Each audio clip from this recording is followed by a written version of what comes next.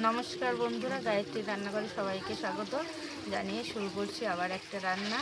আজকের হবে এই পোনা মাছ দিয়ে আর লাউ শাক, কুমড়ো শাকের ডোক দিয়ে ঝোল। আপনারা দেখতে থাকুন কেমন করে রান্না করি।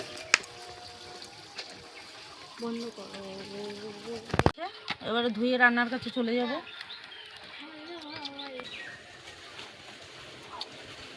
দেখুন বন্ধুরা, এই যে আমাদের এটা কুমড়ো গাছের কুমড়ো শাক, আজকের এইটা দিয়ে হবে রান্না।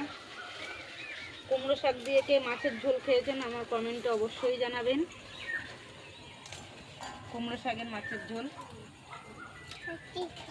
আমি এই মাছ কেটে ধুয়ে চলে এসেছি উনুনের কাছে। এবারে মাছটা ভাজবো, ওই জন্য নুন হলুদ মাখিয়ে নিই।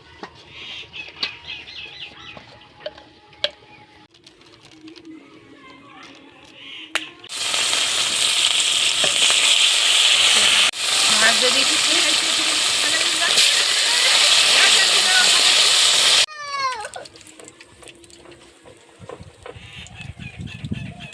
এরকম করে মাছগুলো আমি ভেজে নিয়েছি।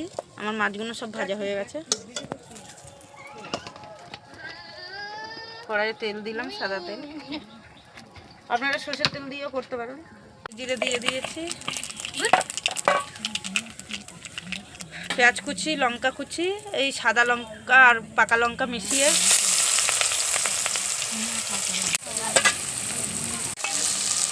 আদা বাটা, একে একে আমি সব মশলাগুলো দিয়ে দেবো।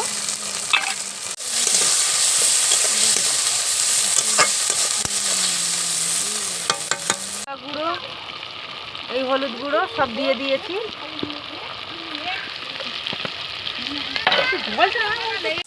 মিষ্টি আলু, এমনি আলু, গাজর, এই কুমড়ো শাকের ডাঁটা সব দিয়ে মাছের ঝোল।